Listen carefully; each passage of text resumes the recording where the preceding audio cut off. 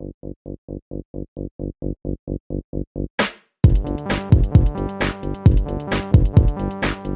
worried. You're worried? We're worried. Let's worry. Hello, I'm Hi, Casey Grambo, and I'm Kevin McDermott. and we are performers at the CT Comedy Theater in Hartford, Connecticut.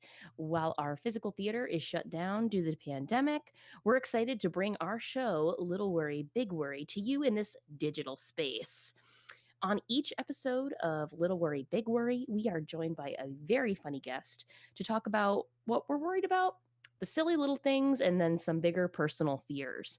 We talk things over, break it all down, and then hopefully by the end, we feel a little less worried. Kevin, hello. Casey Grambo, it's nice to see you.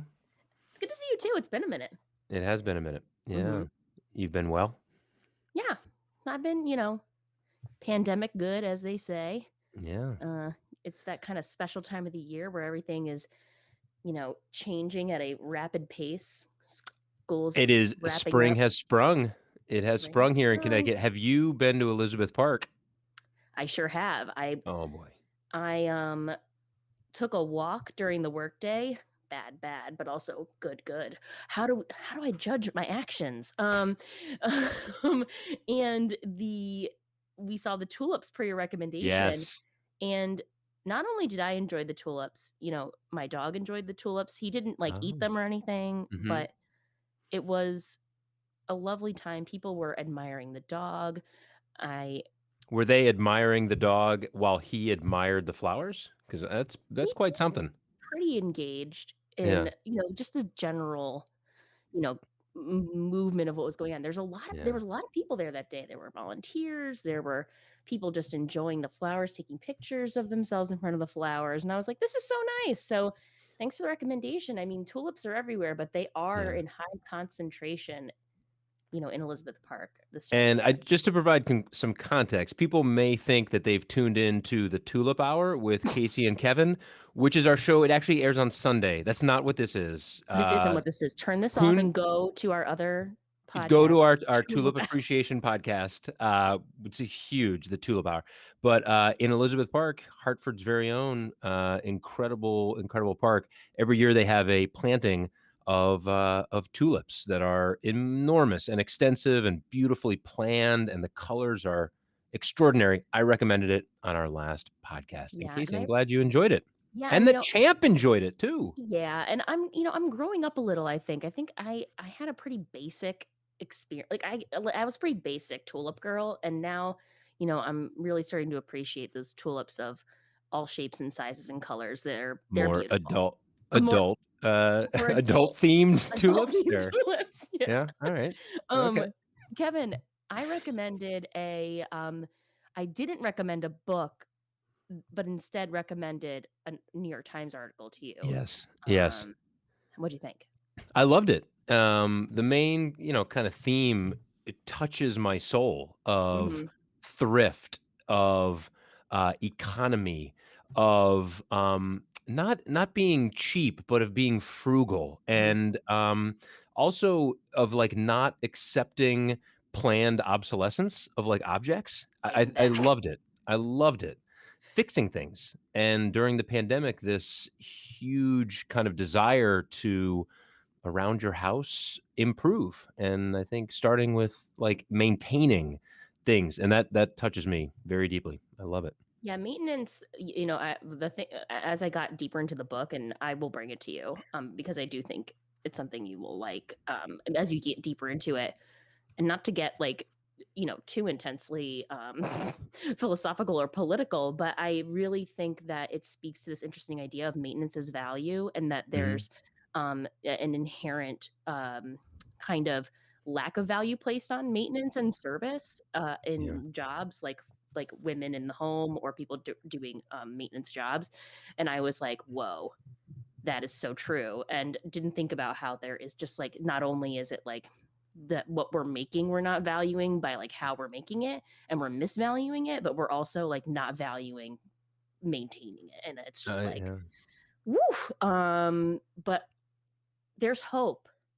There is, yeah, as that article points out, that it is, people are embracing it, and yeah. I've always, I love the thrill of reusing something or reusing something in a different way. Mhm. My daughter is an absolute, scrapper, she just takes things and repurposes them, and, it delights me to no end, Oh, I so I identify. do. Yeah, I I'm love it. definitely a scavenger. Um, Speaking of being delighted to no end, yes. we have an amazing guest, and here we are flapping our gums. Let's bring on our guest. Shut up, Casey and Kevin. Let's get to the good stuff. All right, Stop you talking guys. about tulips. Um, our guest this evening is a comedic writer, a director, and intuitive healer based in Hartford, Connecticut. Her credits include the short play Back to Beaver Creek, which was a finalist in the Manhattan Repertory Theater's 10-minute play festival, the sold out sketch comedy sensations Worst Day Ever and Worst Date Ever 2, and the original musical Purpose Cafe, which she co wrote with her wife, Charmaine.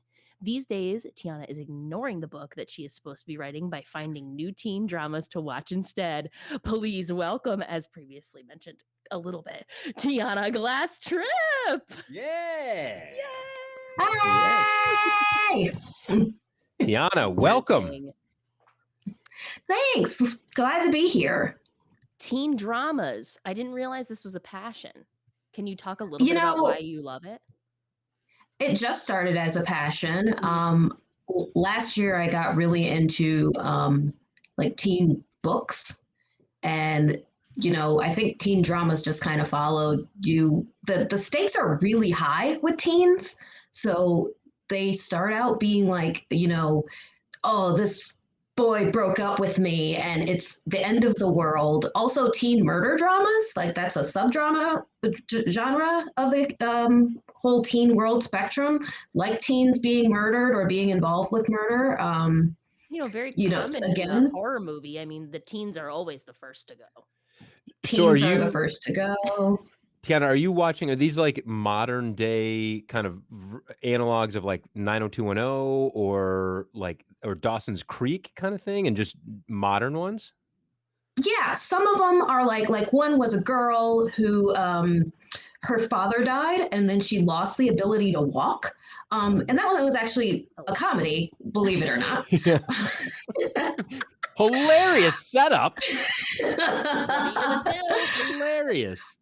But yeah, I'm watching another one where a girl went missing and it takes place in the 90s. And I did actually watch the first season of 90210 because I was pretty young at the time that came out. So I didn't really get to be sucked in the world. And I got sucked into that world, man. Oh man. But any teens having some sort of real life crises, which honestly, it could be literally anything, and it's a life crisis. And Yeah. Oh, the I'm stakes are totally in. so high. They're so So high. high. There's lots to be Prom worried about. dresses. Oh god. Don't get me started on prom dresses. Like prom dresses and murder are on the same scale. I love that. Oh my god. Well, It's I'm pretty great. this is not something that Tiana had asked to talk about. I just read that in the bio. I was just like, I gotta know. I think that's so. I asked because it's just a foreign concept to me. I don't know. I mean, I did watch 90210. I am, just based on Tiana's comment earlier, I am considerably older because that was like a hot show when I was about the target audience for that show. God, so those early seasons. Oh, dreamy Dylan, beautiful Oh, Brenda. Oh man, those were really The good. alliteration. my wife. Go ahead. Sorry. My wife is 11 years older than me, so she was right there, Oh, man. target demographic when it was out. And when I started watching it, she was like, "What is this blast from the past?" And I was like, "Oh, we're watching this." She did enjoy the flashback, but she can't hang with the rest of the teen shows, Yeah. She's just out. I Out of mean, scope. I would go back to the Peach Pit in a second and just sit and have some pie. Oh man. I mean, who wouldn't? Yeah. Yeah. Well, I mean, we have so much to talk about. I don't want to We end do. this chat, but should we get into our worries? Yeah, All right. we can, and I will offer my little worry. One thing that never happens on 90210 or Dawson's Creek is cursing because those are clean shows. But I find myself, and am worried about how frequently I mindlessly and, just without any thought at all, curse in my daily life. Um, and it is not out of, it's usually just like casual cursing, and I think part of it is that I work in an environment in athletics where I think the language, that you can get away with casually just is, I don't know, maybe, you're allowed to get away with a little bit more, and I'm just simply talking about, like, using the F word just as a descriptor and as an adjective and all the other parts of speech that you can use it. Um, just saying the S word, like, just casually and mindlessly, and, yeah, I'm really worried about how frequently and without thought I curse. And just full disclosure, Tiana, like we can curse on this podcast. We I was can curse on this wondering, podcast. like, because you said the F word, and I was like, oh, maybe it's a PG podcast. Like, Say the F word. No, we can 100% say the F word. We can. We can. I'm gonna try not to because, like I said, I'm worried about this. Guys, come on, I'm worried. Um, I don't curse out of anger, which is a vow that I made and try to keep, whether it's like professionally or personally or in my car. Like, I really have vowed to not curse out of anger. But now it's just like, man, I'll just drop the F bomb if I'm talking about an apple. That's a I love good it though. effing apple.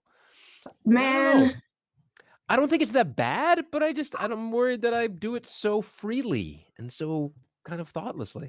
I don't know. I mean, I get what you mean because you don't want to like meet the queen and be like, oh, fuck yeah, queen. Like, That's what I'm worried about. yeah, I'm I meeting the hear queen you. next month. And jeez, what if it slips, Tiana? You hit it on the Hey, head. Kevin, you really put your priorities in order when you got your vaccine. Just like meet queen number one, Yep. first Yep. person inviting over. I love the Royals. Anyone who knows me knows I love the Royals. Casual cursing and Princess anglophile. Beatrix. Oh man, she's effing hot. Oh man. But yeah, I don't know. I worry about it partly by my kids. My son, he was like 2.5, 3, and he would use the word God damn it. And I was like, oh, there's only one place he learned that. I He learned it. love kids cursing. I love it. Isn't it great? Yeah. It's fantastic. His like Legos would fall over and he'd be like, God damn it. And it was like, it was so great. It was so good. They're so good at it. Like they use it so wonderfully. Yeah. And the tone they use is like so clearly parroted from your mouth, and it's just like, oh my God. The way they nail the context too, like he knew, like my Legos fell. This calls for a God damn it. God damn it. I'm currently wearing a shirt that says God damn it underneath this shirt. So I would say I'm not that I too am a casual cursor. I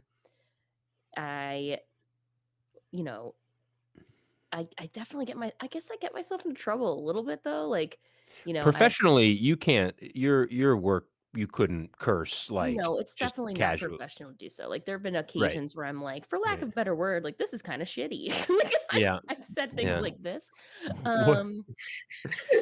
Yeah, like in more casual conversations with coworkers, like I might swear more. Yeah. But yeah, working in college and into fundraising, it's not exactly the best. Yeah. I try to speak like myself, which occasionally means that one of those will slip out. But I mean, I have a mother who the F word just flows out of her mouth, and she's not gonna listen to this. So if you are listening, mom, ha ha ha. But it flows out of her mouth like it's water or air, like it's just like the F word. And then if my dad hears it, it's like he's been shot. So like I've killed him with my impoliteness and like lack of respect for, the Lord or something, which is like totally not our vibe at our house. But like, just for some reason, the F word still packs a punch in my home. And, I've gotten on the occasional rant of, because the justification is always be that's not ladylike. And I'm like, oh, we want to talk lady. And then it's just like, then the F words really start flying. So, um, I get what you're saying, Kevin. I too have this problem. Tiana, are you a casual cursor? Super casual cursor. Like, my wife is often blown away by how often I just drop the F bomb. And like in situations that do not call for it. Like, I'm like, oh, forgot my fucking water downstairs. And she's like, why? Why that? Are you mad? I'm like, not mad at all about it. But I just needed it. But my fucking water's downstairs. But my fucking water's downstairs. It's an adjective. It was supposed to be up here. The thing, yeah. My grandmother was an amazing casual cursor. God rest her soul. She was so good at it, and she taught me at such a young age just by listening. And I knew I couldn't say it with her, but wow, she could really nail them. And it also taught me, like, this whole being ladylike thing. I was like, she's super ladylike. Like, if you called her to a meeting, she would show up in gloves and a dress, like, no matter how casual it was in the 90s, where we weren't doing that anymore. But like, super ladylike, but she's going to let those F bombs fly like all the time. Like, it was wonderful to watch. So, to hear it is like music to my ears. And I don't even know how to stop, but I do often think just, Kevin, I guess I worry a little bit too, is, I'm gonna meet the queen someday. I just put it in the universe enough. But when I meet her, I'm gonna curse in front of her. I'm sorry. I apologize in advance, madam. I think you hit on it, of like reading the situation and determining whether, what language is appropriate for that situation. And I think I am adept at that. Like at the theater, we mostly play clean, like we don't, the artistic team does not care for, and I don't think the performers, like their sensibilities, we really care for like gratuitous cursing on stage. So I know, like, in this environment, I need to play pretty clean. Or with my kids, I really do try, and I'm not like dropping F bombs or MFers or anything like that around my kids.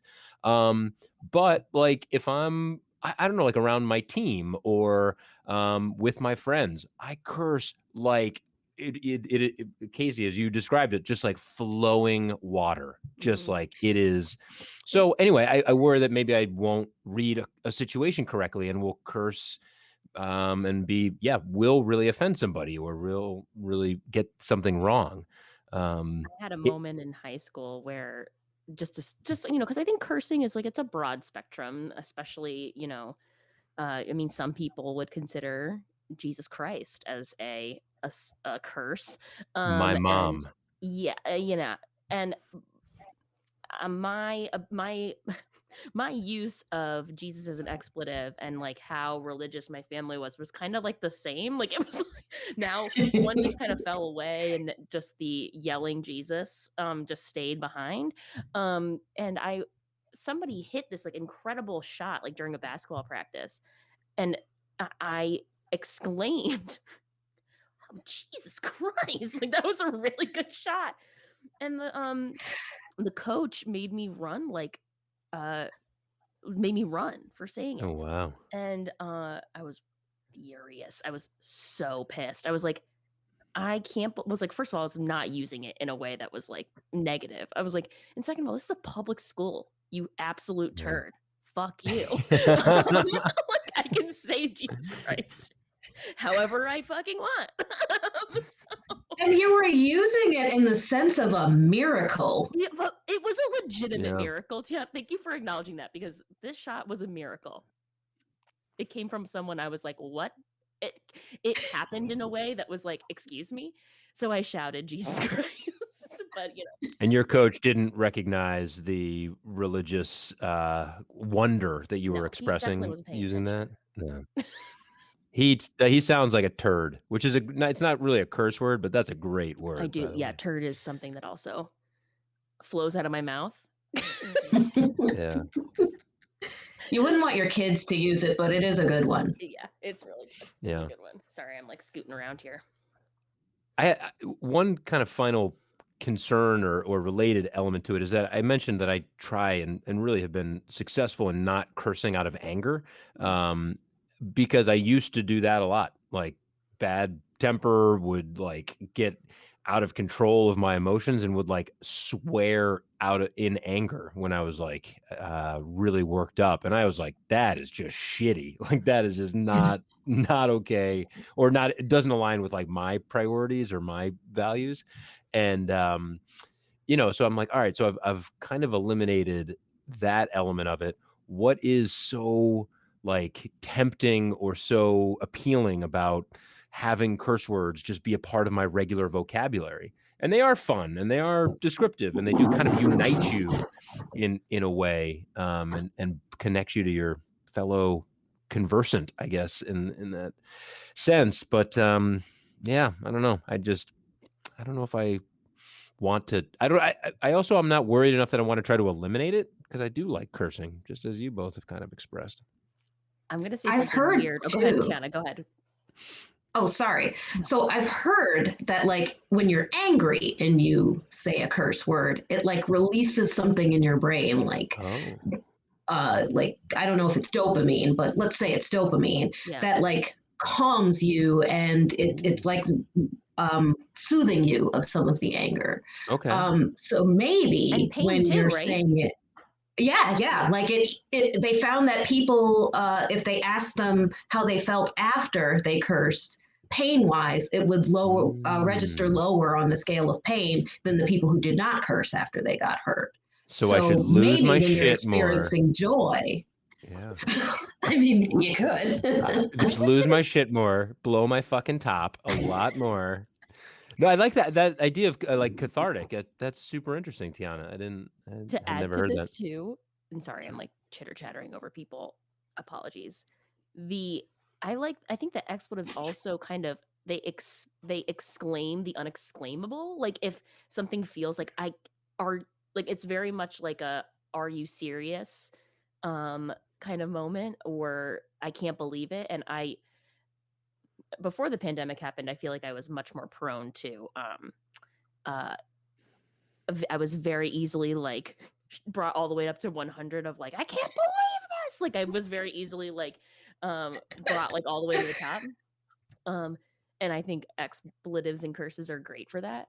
The other thing that I was like gonna say is okay, so this is the thing I think about cigarettes. If you're seeing somebody smoke a cigarette, okay, part of you is like, wow, this person like is not afraid of death.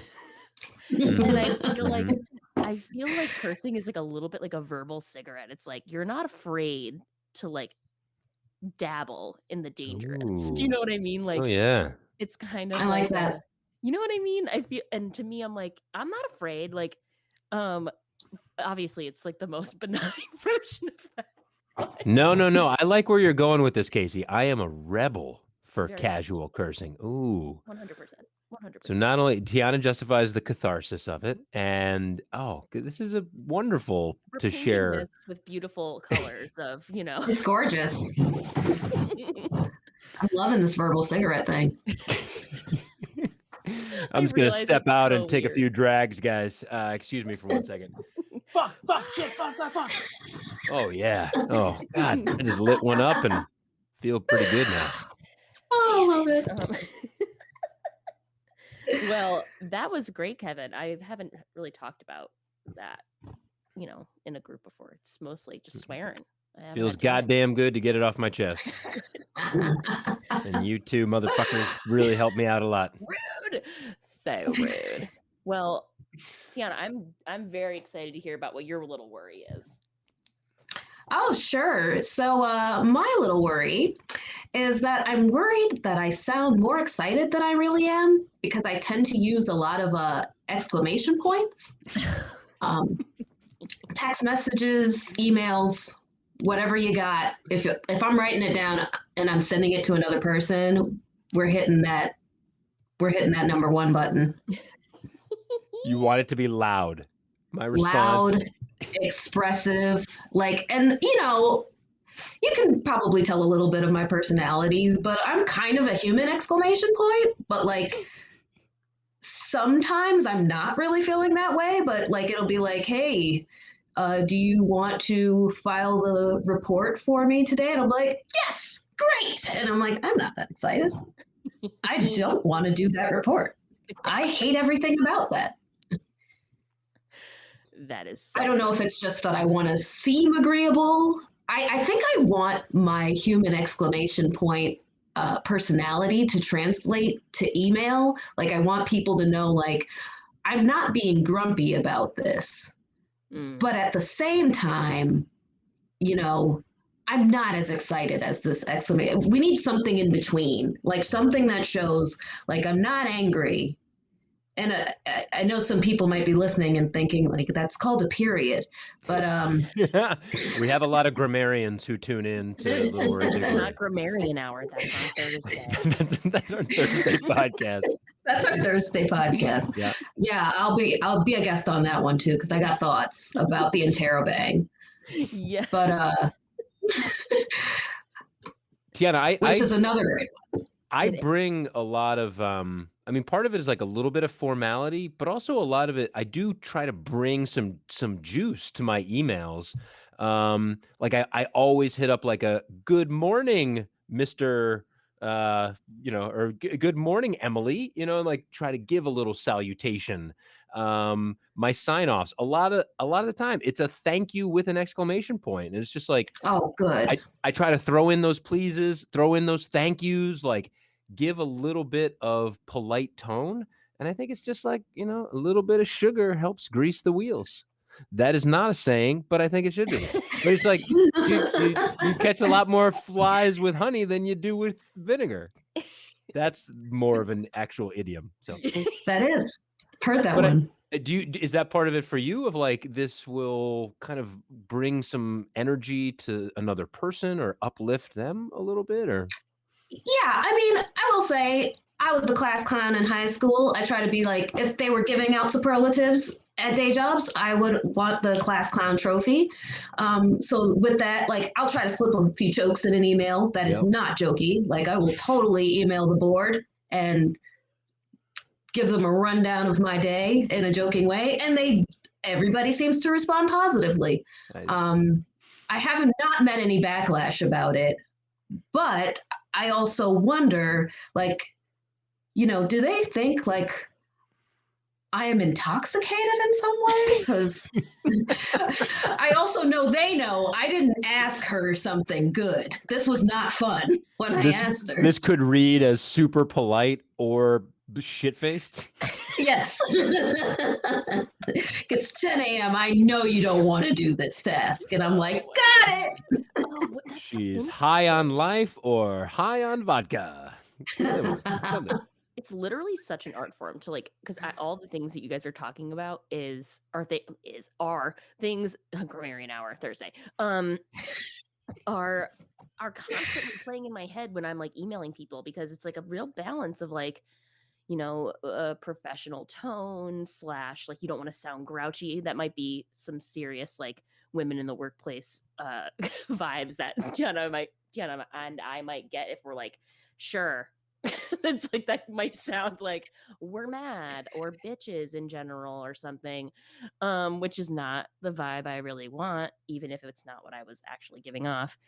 And the opportunity to make a joke in an email for me, when I see it and I'm like, and it's like appropriate, it's like God came down and was like, here's your moment. Like, it's like very exciting because I guess like I'm not always looking for the opportunity, but I'm like, oh my God, here it is.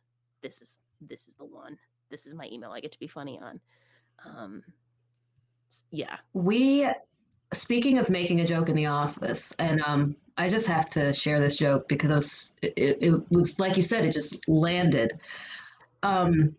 So I was in a very serious all staff meeting, and the CFO of the entire organization said that she was in a training and it was for WPA, the initials WPA. And I'm not sure if either of you are familiar with the very popular song of the summer, Cardi B and Megan Thee Stallion, WAP. I'll let you Google what that meant. I'm Um, familiar. so she's going on and she's like, we got selected and it's such an incredible title for us and we're all so excited. And I was like, WPA. I believe Cardi B made a song about that last summer. And I just typed it in the little chat function there, and the rest of the meeting was off the rails. Like everyone was, I'm getting direct messages. They're laughing in the chat. Like just Tianna obviously told a joke in the chat. I don't know what she said, but and I don't know I what she couldn't said, pass but it it up. fucking crushed. It crushed. Yeah. It crushed the 10 a.m. staff meeting. God, And that's a thrill. Oh, I think it was also my last week at that job, so it was just like, thank you, United Way, I'm out. Good night. So funny. Oh my god, it's so fun because like you really can't like it in those moments. It is truly fun to get to have fun, because not everybody's thinking about having fun in those moments, and I'm like, everything is an opportunity, to like what a great. I think what people don't realize too is like how intensely you're listening. Like how many other people are like thinking, oh well, that reminds me of this. God bless improvisers, God bless thinkers, writers. Like it's fun. It's great to have that kind of mind in the room because it lightens the load sometimes. and it's so endearing, when you can drop levity, you can drop that humor, or even going back to like the excitement, the exclamation point. Like when you can bring that, people I think around you are just drawn to it. They're like, it is so endearing, and I love like spreading that around to either my colleagues or even people like in the world. You're just like I would I love when people are like, oh, that was a nice interaction, or I hope they feel like it was a nice interaction with me, and the next time I see that fellow, I'll say good day to you, and my what a nice young man that fellow was. Well, And then they'll do me a favor that I might need, yeah, 100. That's the real goal is Yeah, get then they're like, favors. yeah, you Yes. just if you're spreading sugar and they like you, it's like, oh man, then I The can ask for wheels are stuff later. so the greasiest sugar wheels. Sugar wheels. Oh, Tiana, I new was that you can hear about that on our Monday podcast, the cereal hour, the sugar wheels, new from Kellogg's. Great. Really, really good. they're just being really Great. explicit about it. I really hope they sponsor you guys because sugar wheels are amazing. Fingers crossed. Well, I wanted to say because I do think this idea though of feeling like you have to, though, in some ways, like I I do want to kind of dig into that a little bit because you know do you, like percentage wise, do you feel like part of it is like I got to keep this up, like, or I guess like what would be, I guess I see the point of being worried about if you don't keep up that energy that people are going to assume there's something wrong, and it's like that's also unfair. And I don't know, like Kevin, is this something that you experience? Like I'm not trying to make this like a boys versus It's girls thing, but like it No, does it's feel like interesting to hear you say like that the tone and the perception of like not wanting to come off like shrewish or for me it's just being a dick, like being like I really, when I send like an email that's 2 words, I'm always like, I don't want to like I don't want to be seen as like overbearing. But I think I can very easily cross that line and I don't want to, so yeah. I So I don't know if guess like that you're having the what same you mean. feelings too. So yeah, we're all I dealing think with it. so. Yeah. I don't want to be seen as a prick or, someone who's like overly demanding or Mhm. Have you had a Yeah, moment? because Oh, go ahead. Sorry, I interrupted. sorry. I just I definitely have had that thought though of like, especially I started a new job in the pandemic, so that means nobody has met me in my face. So they don't know that I'm always smiling. They don't know that my tone is rarely bitchy. And like I even call what I have a resting nice face, because I will just be standing at a bus stop and people will be like, oh, when I was 5, I lost my dog. And I'm like, I don't know why you're telling me this, but like, please continue. And, but if you've only met me through like Zoom, you might not know my tone. You might not know that I want to be friendly.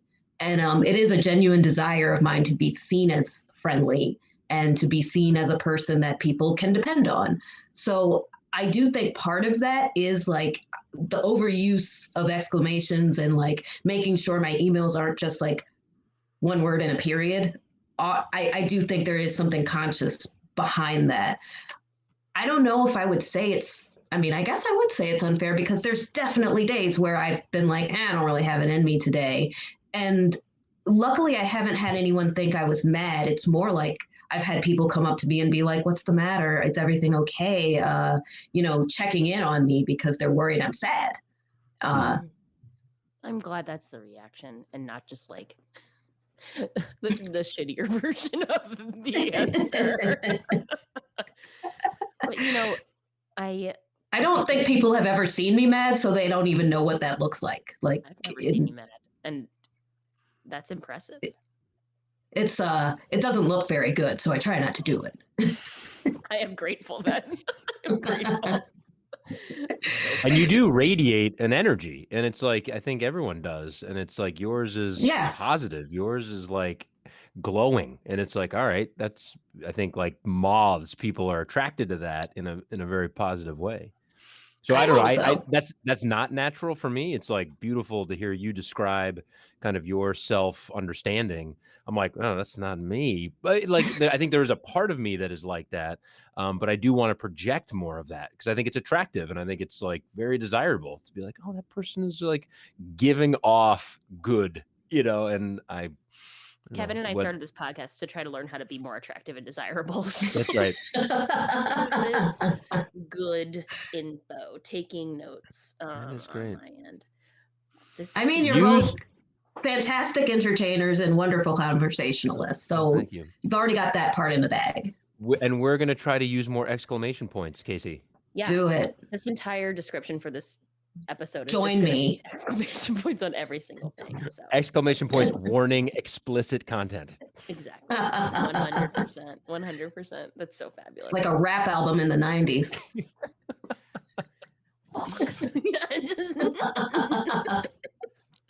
I love it. You guys, do we want to do big worries? Are we ready? Get into it. Let's We've go. had 2 great little worries. All right. Let's so hear this the big. This is gonna bigger be and better, baby.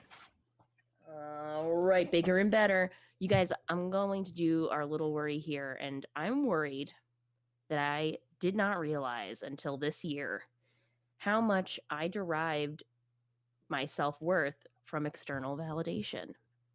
Oh boy. Yeah. And I think 3 performers, I think we can all yeah. I'm interested in what angle you're going to take on this, but like, yes. Where's my audience? I was like, these are people I don't feel uncomfortable saying this in front of because they understand. So I should say that, like, in general, I'm I'm someone who I think has good self-worth, and I feel good about myself, on the whole, like overall net positive. But I there's been a couple of moments this pandemic time where I've kind of just started to realize like how much both in a performance way but also in like success ways, or just like, here's an idea I have, like, do you like my idea? And when I've gotten positive feedback, just like kind of in this desert of human interaction, how much it's hitting me like in my heart and in my mind, like how emotional it has been when someone has said, I really like, you did a really good job, or I really like your idea, or this was really good. And there was something that happened at work or someone read something I wrote and the response was just wow, and like I got like choked up and I was like, this is extremely embarrassing. Like this should not be my reaction to this. And obviously it's important to like care about, doing well, and it's okay to like be happy about people liking what you do. But I was like crying because someone said what you did was good, you fucking baby. Like it was like literally so embarrassing. And But that's yeah, what I we just do to babies, Casey. I'm not calling you a baby. I'm saying we have been conditioned for that since we were babies. yeah. You ate a piece of banana.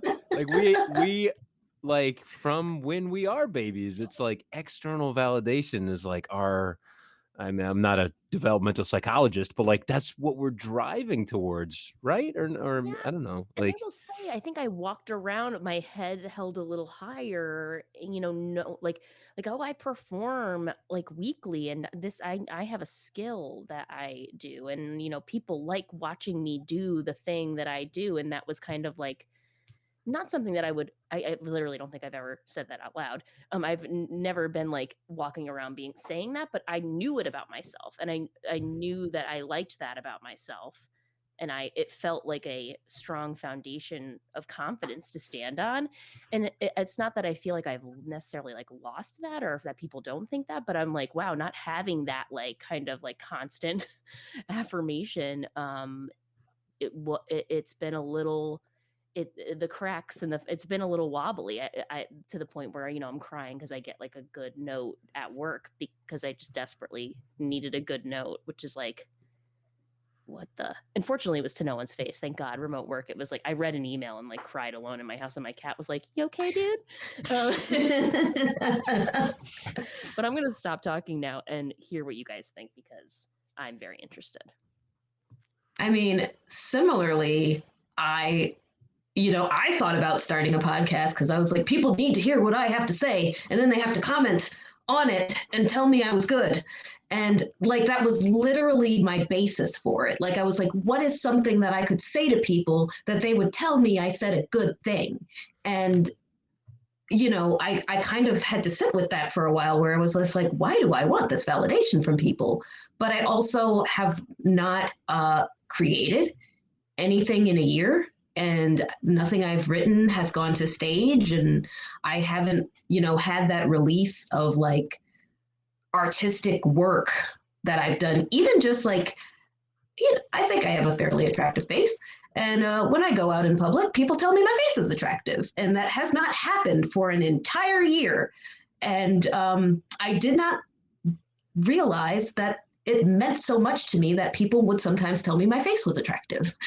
And it's such a weird thing to miss in all of this, and it's hard to even kind of reckon with that something I didn't think was important to me is kind of showing itself as being important to me.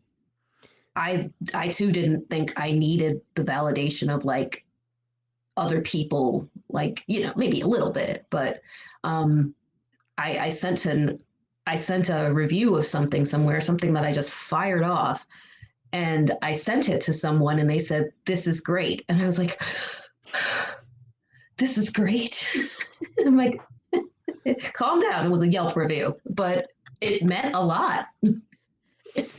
I'm glad that what you're describing is like the thing where you're like, I knew I needed it a little, but not having it show like that's and then it's like and now this like it's like extremely that's definitely how I'm feeling too. the audience has been like losing the audience has been brutal. I mean, I can remember being a child and making my uncles laugh and being like, "Oh yeah, that's the shit right there."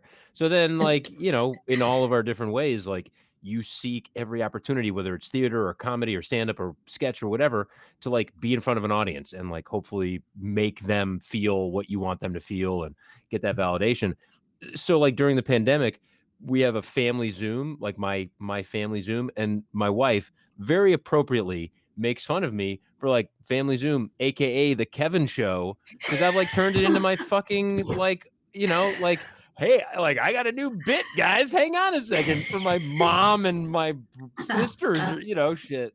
because it's like I need that audience. I mean, I don't need it. I just love it so much that I miss it like crazy. So like I'm composing like drafts of a text to my college buddies because I want to perform, and like they're an audience. Yeah. I miss it like crazy. And so yeah, totally, Casey. I totally have drafts of Facebook status messages in my phone. Like, Yeah. I'm just like, I gotta tweak that in the right way. It's got to be tight enough for me to post, so that way I I know get I the got a good perfect bit amount of here. laughs. Yeah. Yeah, That is There's so a good funny. premise. I gotta really polish it. gotta come back to that one. Maybe there are a couple open mic spots I can do and to really test it out. See if I can Test get it this white real, boy out. get it real tight. All right, imagine this is on a green background. It's like the big letters, white, Okay. and here we go. Oh, I So- did a spot, and I think I got a real nice button for that Facebook post status update. I decided it's going to go in the comment, and I just thought of a great fucking callback for my Facebook status.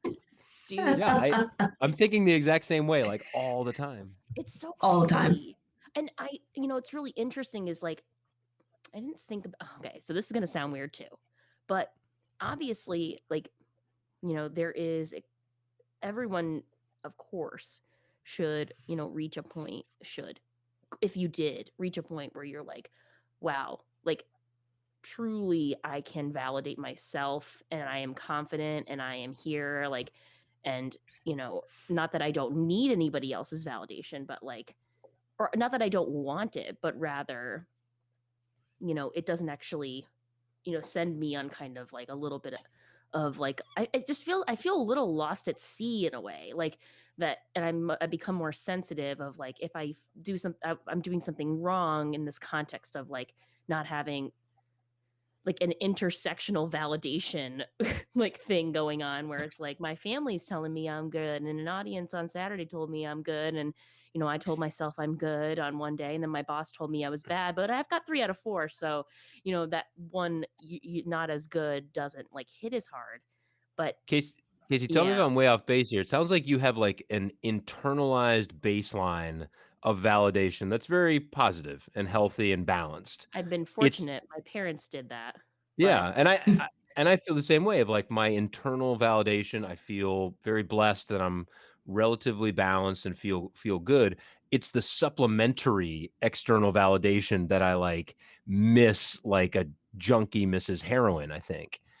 Is that fair, or maybe not? Am I I think not so. getting it? And I think that it's, really a matter of when you're, and maybe this is me overthinking it, but when I think trying to do well, it requires, we talk about risk all the time, Tianna, on this podcast. So like, I'm not surprised that here we are talking about risk, but, going out on a limb to try something new, or like, putting something out there, like the thing I was talking about for my job was like, I wrote like a letter basically.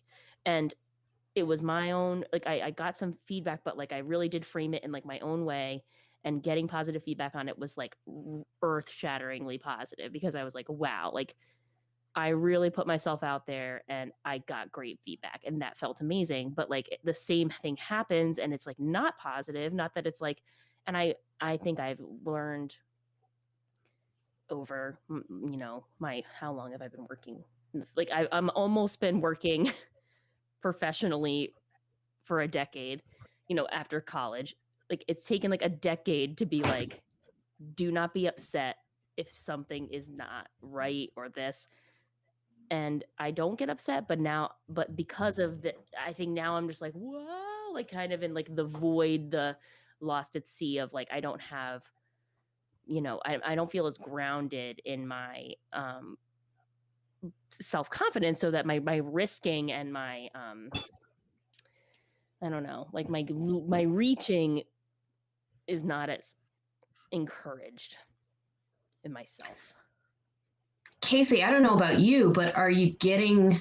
I feel like I haven't gotten as much negative feedback in all of this that I did before. Like, there's been times where I will come, especially at work, and I'll be like, I totally dropped the ball on this. I'm so sorry. I'm so sorry. And they'll be like, didn't even notice. You're doing amazing. And then I ride that wave all day of just like, wow, they didn't even notice because I'm so amazing. I think it's just been a little bit of both. Like I've had some challenging, like, feedback both, or I've had some challenging situations, like both at work and I think it personally. Like there's been just some moments where I'm like, oh, not everybody's like totally on board with what I'm thinking right now. Um, but in general, yeah, it's not a lot. I think it's just like in those moments where there were like really heightened examples. Like I was really surprised at how differently I was reacting. Um, and I think it is related to this thing we're talking about, this like base Yeah. validation Casey, feelings. Casey, I felt like completely unmoored when our season was canceled. I'm in a profession that has like such a finite, objective measure of how successful you are. You win or you lose, and you have a measure of like what there are other metrics for success, but that is the main one. And when you just don't have that, and it's like erased, you just feel adrift. You're like, that was my purpose, and for 30 years I've been involved in competitive athletics and pursuing like a very defined goal. It gets lost, and yeah, you're like absolutely adrift, and for a while I felt like professionally really purposeless because I didn't have anything. You're just like, it's not there. There's nothing to pursue, and there's nothing to drive towards. I think it's really And therefore nothing coming from external or right, internal right. for like measuring how well you're doing. And it's Yeah. brutal when you don't have that. I just really quickly wanted to say I think this idea of like purpose, but also like that, like I think purpose like insinuates like value in some way. Like I have a purpose and like there is value associated to my purpose. And I wonder like where is it in between like care, value and purpose, or like success, value, purpose, like all how all these things like interconnect, and like, if you're feeling purposeless or there's not a lot of value in yourself, can you feel as validated if you don't have, of course, now that I'm saying out loud, it's like, of course it's harder. But I do Yeah. think it's interesting to think about, you know, as everyone like knowing more about themselves and how they, to learn how you feel about yourself. And I just never really thought that deeply about it until I had that reaction. So, you know, I I feel better talking about it because it's yeah, it's hard to describe. It makes me feel less like a baby, I guess, is what I'll say. The professional one is really tricky, Casey. And I think that kind of continuum of, value and success, like those that's a really tricky, sticky wicket to try to I'm mixing up my analogies and idioms all night Sugar tonight. I'm wicket. sorry, folks. Join it Thursday for Grammarian Hour. But like professional or performance wise, we had an email that went out this week of like, we're reopening, like, and we have plans and there's a calendar. Just that connected to the idea that I will be validated externally by an audience someday soon. And that like charged me up. Oh, I that's was so like, I will good. be there in the room with people who oh man, if I can make them laugh again, oh boy, and yeah, drives so much. That's good. I mean, I will say, I feel like it's like such an adult way to feel too. Like, I mean, just to give yourself a little boost and not feel like a baby, because I don't think a baby would even be this self-aware of, um, and sometimes Babies are children fucking even get. stupid. Sorry. I think babies even get to a point where they're just like, enough with all the validation. This is a lot. Like, I just ate a peach. And, you know, as we grow up, I think recognizing that you need validation, like, I'm kind of on the cusp of Gen X and millennials. And when I was in high school, it was very cool to act like you didn't care about anything. And it was like a whole generation of people who were just like, nah, caring's not cool. And I think that what this pandemic overall has forced me to do is admit I care. I am paying attention. I am listening to myself. I am listening to my needs. I am listening to what I need. And sometimes it's as simple as like, I need to feel validated. I need to feel funny. Like, if there's nothing else I have at the end of the day, I always know I will be funny. And this pandemic was kind of just like, you sure about that? I was like, ooh, oh wow, like we're gonna have to reckon with that because now I have no audience, and like, or now I'm like really having to find new ways to seek out an audience. Right. Which coming to terms with that is also like a form of accepting yourself and just admitting like, yeah, I need people, I need validation. Here are the ways that I need validation. Yes, validating that you need validation is actually validating. Like, Casey, That's we need to true. come up with a term for that when our guest puts a perfect bow on our topic for us. I think When we are unable to do it, and I our think it's called guest we're like just fired. yeah, it's like our guest fucking crushes the wrap up like out of Thank the you. Good park. night. Yes. Well, It's been a running theme for us, Tianna, and that was beautiful. I mean, Thank I'm you. Thank grateful you. to both of you guys. I think when I thought about I thought about this, like it came up today, and I was like, this is worth talking about. But it also is definitely something that I feel like I was feeling slightly embarrassed to talk about, but I think a lot of people will identify with it, and I knew I have such a deep fear of being judged on so many things, but I did not feel judged in this room, and I didn't think I was going to be. So I just appreciate that. we appreciate you, Casey. You're great. I'll accept it.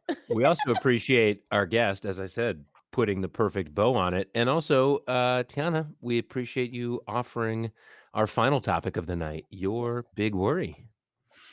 Sure. So my big worry kind of, well, I kind of thought it tied in, but I guess it doesn't really. So I think I worry that social media is causing me to lose faith in humanity. So I remember when I was a big fan of LiveJournal back in the day. I was a huge fan in college, would bare my soul in a blog and again get that loop feedback of people just being like, oh, this is so true. And like, I was a big fan of MySpace when that came out. And then when status messages were a thing, I was all in. Like, I just loved social media and meeting people in that way and exposing yourself in that way. And I think over the years, especially now that social media is just open to everyone, there's kind of the wheels have kind of come off this thing and it's crazy town.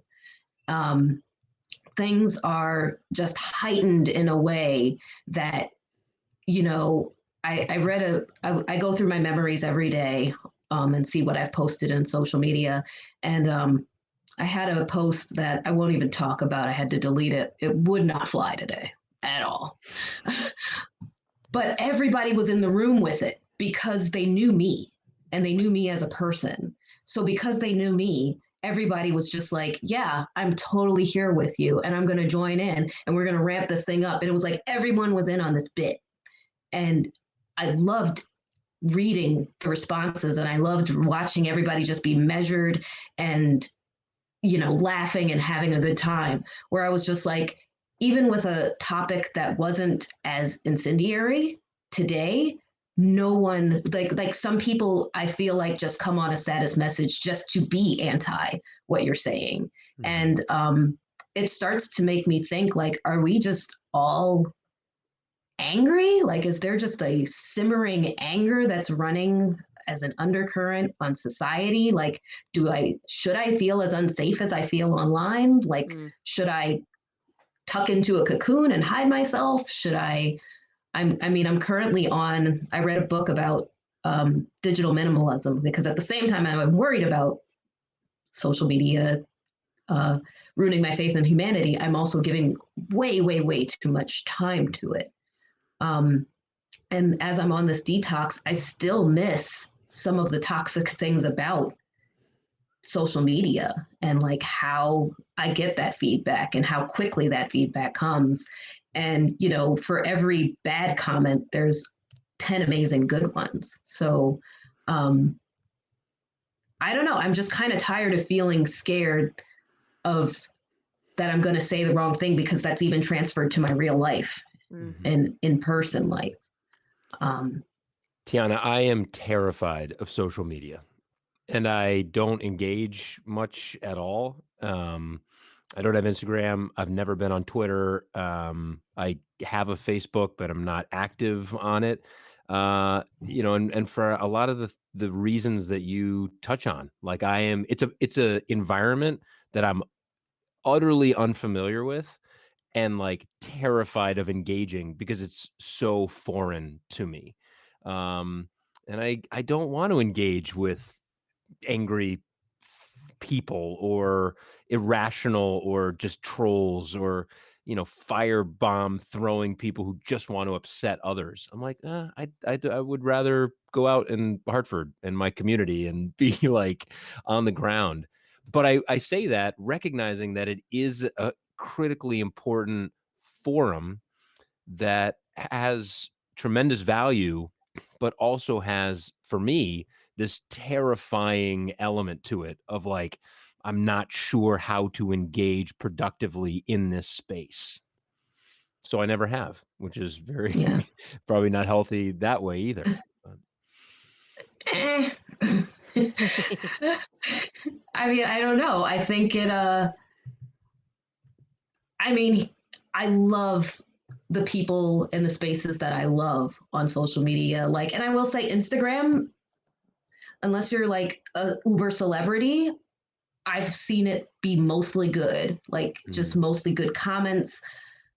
You know, there's very rarely anything that I've seen that's so inflammatory. And you also don't get sucked into comment threads of Right. just people spewing anger. And Um, is that because Instagram is more just like pictures and videos of your life of what you're doing? Is that right? It's also Or less like the way it's designed, like comments don't get as much space. Like uh they all are hidden, number 1, like basically all the time. And number 2, the algorithm doesn't like show you like an inflammatory Instagram post. Like they're just shared kind of like as things come. I'm sure there's some sort of algorithm, but when you then Tiana, I'm sure you've seen these like when there's like holy shit, like somebody's popping off on Casey's Facebook status, and it's like her cousins and her friends from improv are all fighting on this post or something. This has never like, and it happened. brings the fright right to the top on Facebook. Yeah, it brings it up to the front so people can actually, they're like, oh, it's like someone sees a fight and everyone starts yelling fight, fight, fight, and then gets in a big That's circle. exactly what it's like Yeah. and that's And just people Instagram on does the not face. like commenting. this. That's people commenting at each other and saying you're an idiot and you're an idiot and you're Yeah. wrong and you're wrong. Yeah. Like I've seen it where somebody is just like, I went to the grocery store and the girl ran up my thing wrong, and people are like, you should be better at respecting hourly workers. And like somebody's like, hey man, that wasn't what she was saying. And it's like, that is what she was Oh. saying. And blah blah blah blah blah. And it's just like, and then you're reading through the comics and you're like, wow, that went south really fast. I'm gonna click out of here. And then the next time you log in, because 10 more people have responded, Facebook is like, I know you care about this. And then you're like, I Yeah. didn't care about it, but I'm gonna read all 10 of these stupid comments. Whereas Instagram, you might like scroll on a picture and it'll show you like one bad comment under the caption where Right. like it'll say like, you know, Casey has a picture of her dog, and under that somebody wrote, Casey, you're a loser. And if there's 104 comments, you go on Casey's page, you can't even see that Casey's a loser Okay. comment. No. You have So to dig in there. Yeah. I'm sorry this is like explain social media to Grandpa Kevin hour. But so Tiana, in Nap that time. to your worry of like that social media is making you lose faith in humanity, those people who are commenting and fighting and like, that's not what she said. That's not what she meant.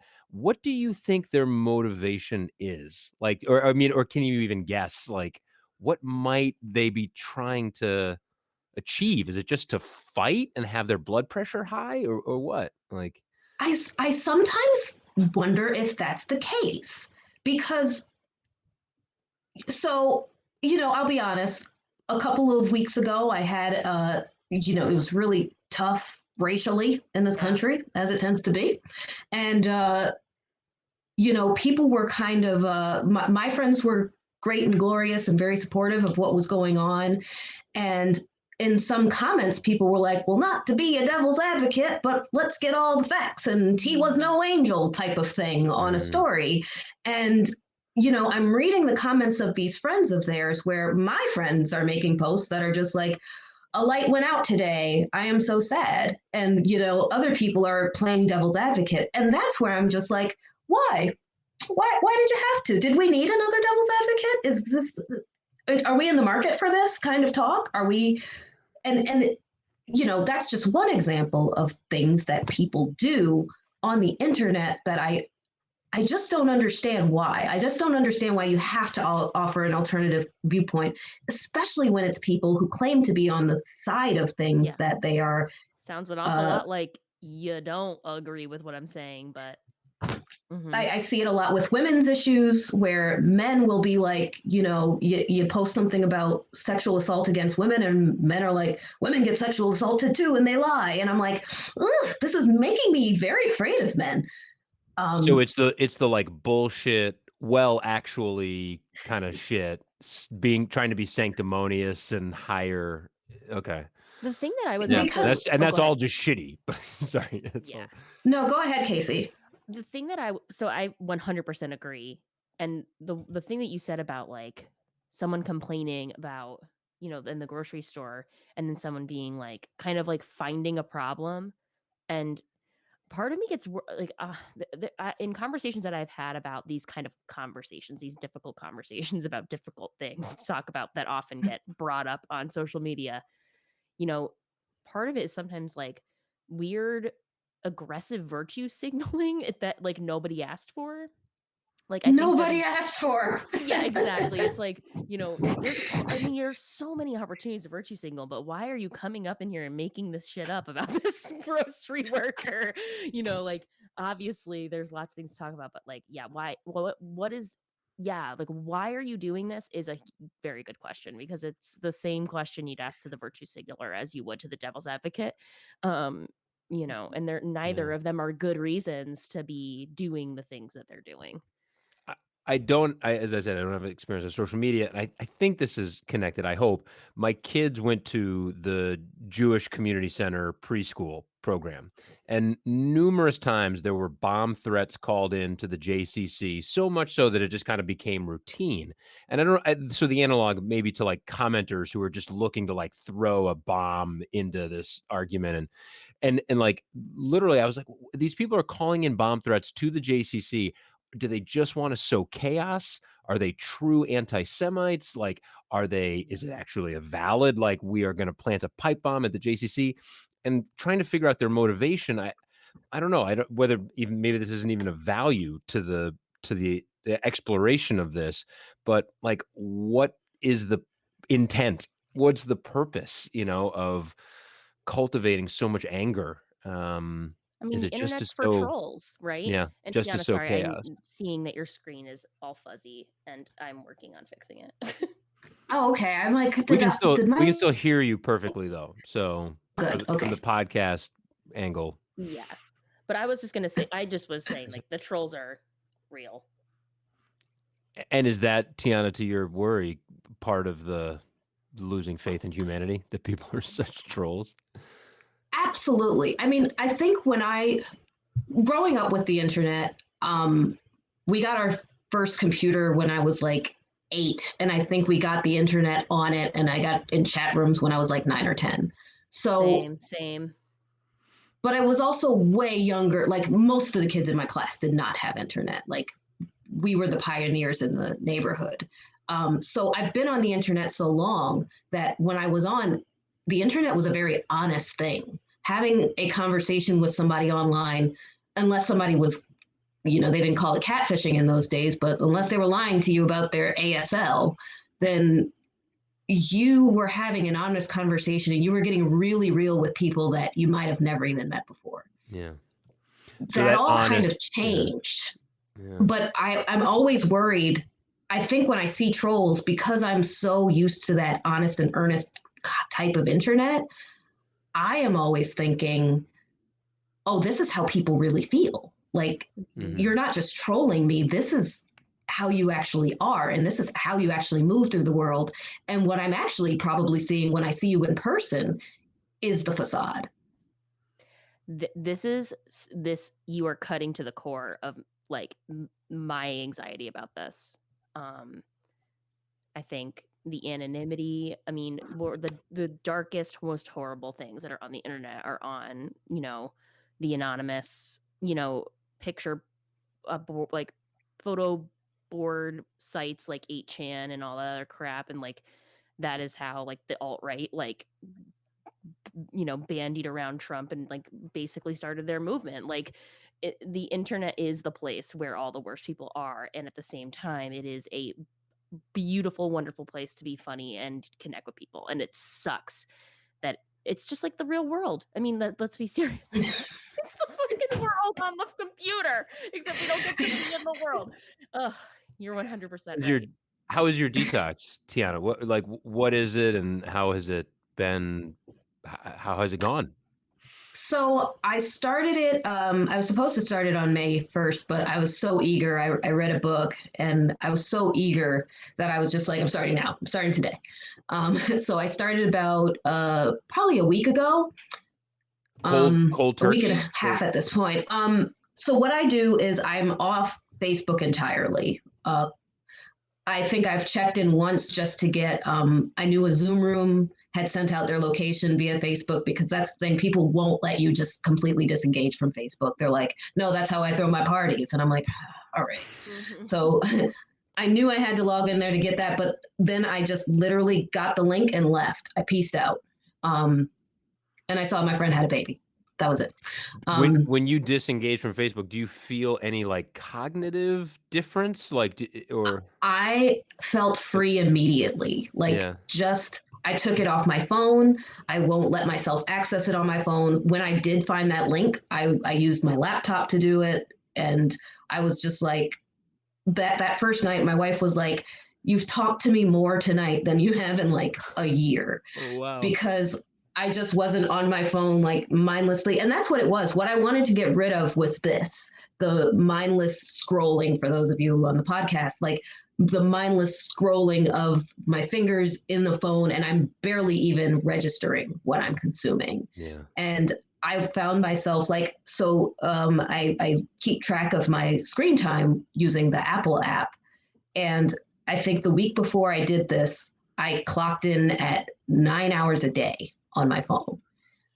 Wow. I did that detox. I came in at 4. Yeah. And honestly, most of that was podcasts. So I wasn't even really on my phone. I was just listening to a podcast. Yeah. And I just was like, this is mind blowing to me. That I think we were watching an episode of House Hunters, and I had a comment on the floors. I had a comment on the walls. I had a comment on how much I couldn't stand that this woman could not accept the fact that they were in an Italian chalet and the windows were going to be old. And my wife was just like, you are so chatty tonight. And I was just like, yeah, I'm chatty again. I'm engaged. I'm listening. And I felt free and I felt amazing. By like day 3, I did miss my friends and I missed hearing what they had to say. But one of the things that this book talked about was how we often say, I can't leave social media because I will miss my friends. And my friends are very important to me, and connecting with my friends are very important to me. When I missed a friend, I reached out to them.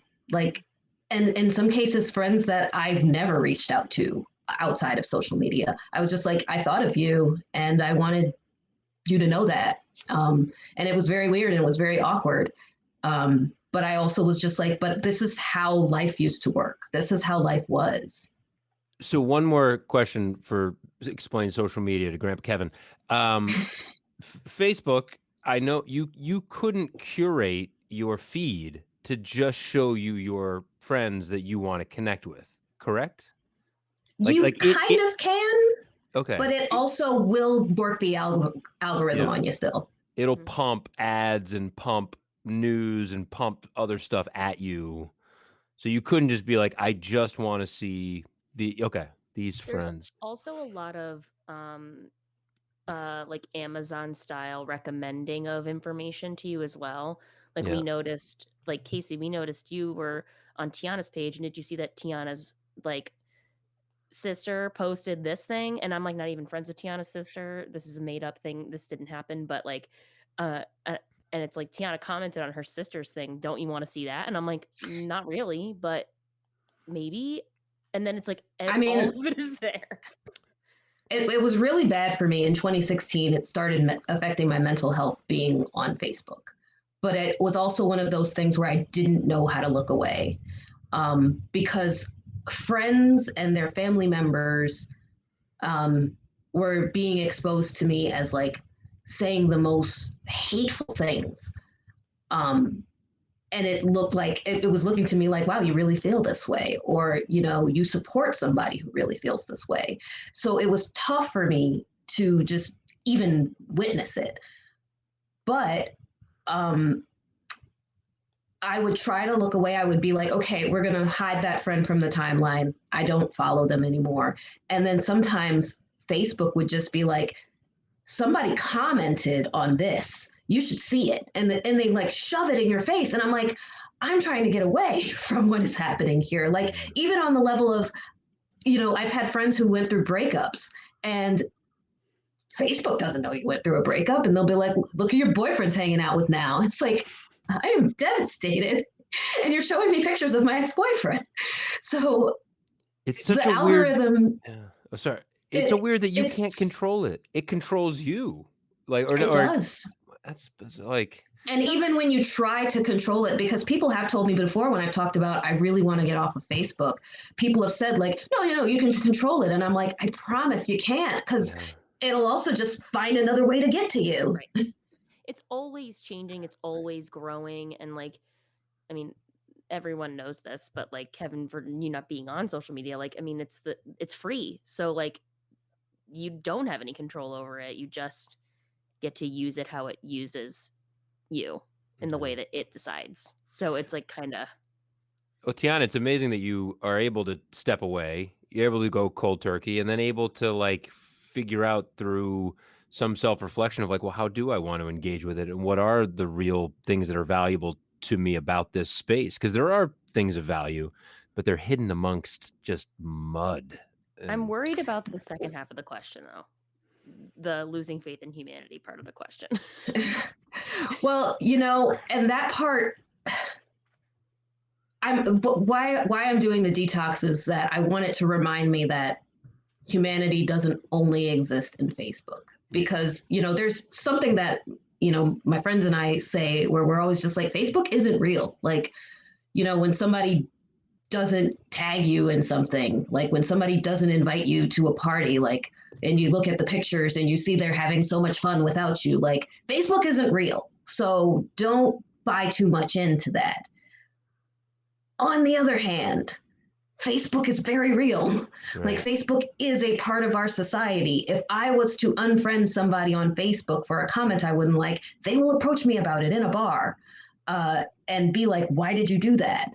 Like, just like I disinvited them to a party. Hmm. So you can't deny that it's both not real and very real at the same time. So the part with humanity that I'm trying to remind myself about is like, let's remind myself what parts are real.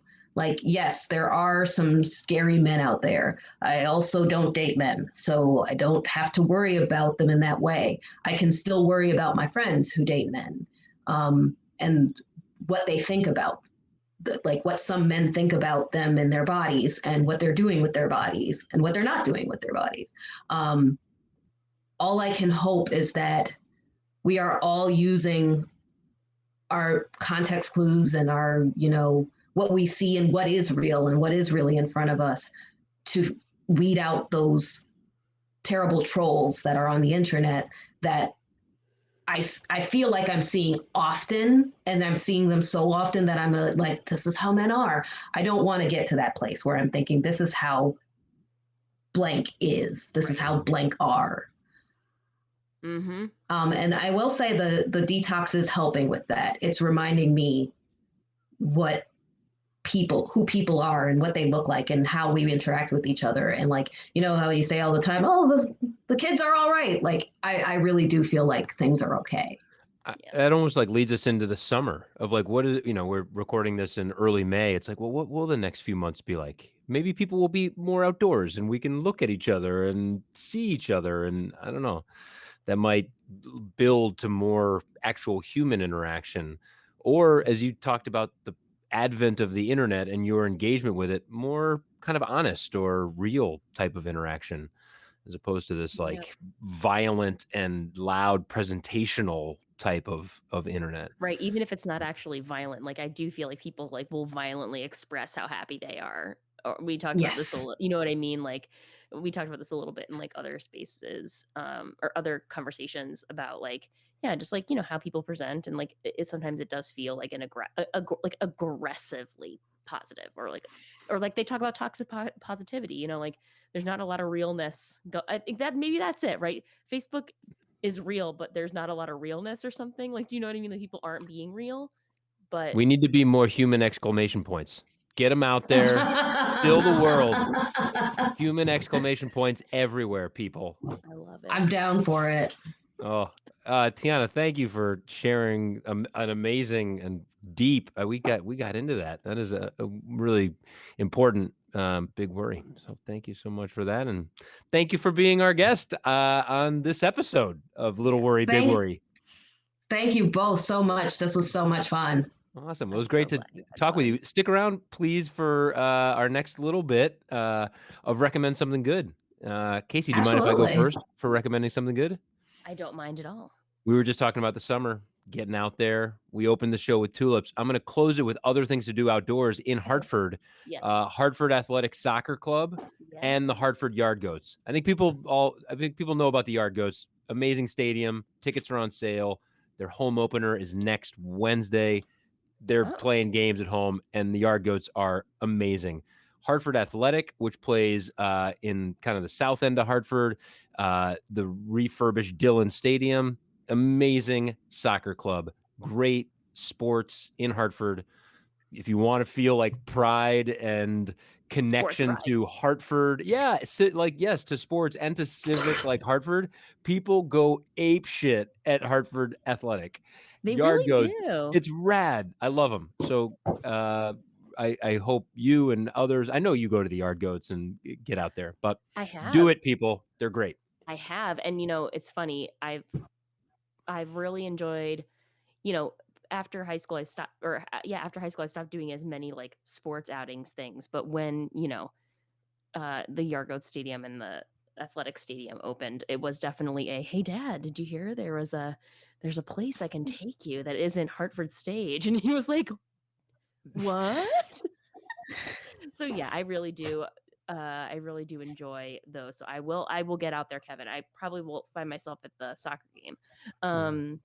They're getting And good support, and it's awesome, because I think Hartford, it's just like, it's great when people go out and really support those listen, type of things in all our sorts city. of events, and having it be for all sorts of folks, not just arts, not just culture and sports. These are all good things.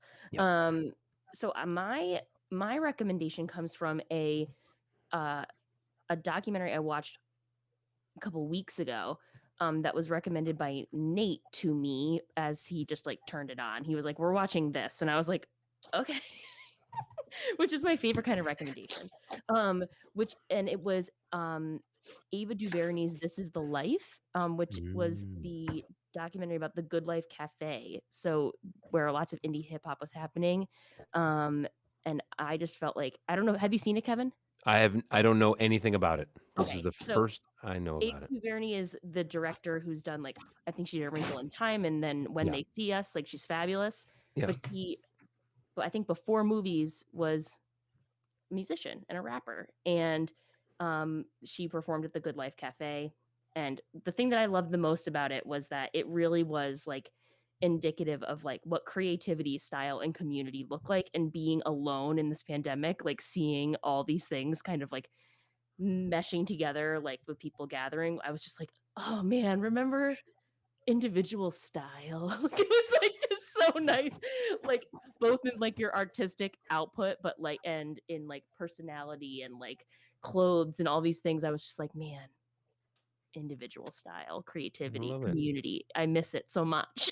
So watch This Is the Life. I will. Thank you for the recommendation. Yes, Tianna, we kick it to you for a pitch, a recommendation, whatever you would like. um, yeah, I have consumed so much during this time. Um, I've been, just to stay on the topic of teen dramas, I will let you know about this dope show that just got started. I believe it's on Freeform, but I watch it when it airs the next day on Hulu, called Cruel Summer. Um, Mm. just to give you a little teaser, it is a teenage girl. It's her 15th birthday in 1993. Then we follow up with her 16th birthday in 1994 and her 17th birthday in 1995. In 1993, she's a little dorky loser. In 94, she's the coolest girl in school. And in 1995, she's the most hated woman in America. So Wow. you get to I'm see sold. yeah, it's pretty great. The most popular girl in the school goes missing, and there's a conspiracy that she had something to do with it. There's a lot of who did what and why, and did that really happen, and is she lying, and is he lying, and it's very twisty turny. They're only on like episode 4 right now. I have been telling people, if you want to watch it, you should probably save it to binge, or you can totally watch it in real time and email me about it, because I have theories that I want to discuss, and I don't know who to talk to them about because I'm almost 40 and none of my friends are watching teen shows. I So tell you, this is a call that I will. This is a call I will accept, and Yeah. I will send you my thoughts. We're going to watch it, and we're going to use the internet for good to discuss Cruel Summer. Yes. yes, do Love it. it. Oh, well, thank you, Tianna. Casey, we did it. We did it. This was fantastic. You guys are great, and I can't wait until the next time we're together in real life. Tune in Sunday for Tulip Hour, and don't forget to be human exclamation points out there, people. Woo! All right. Bye. Good night. Bye all.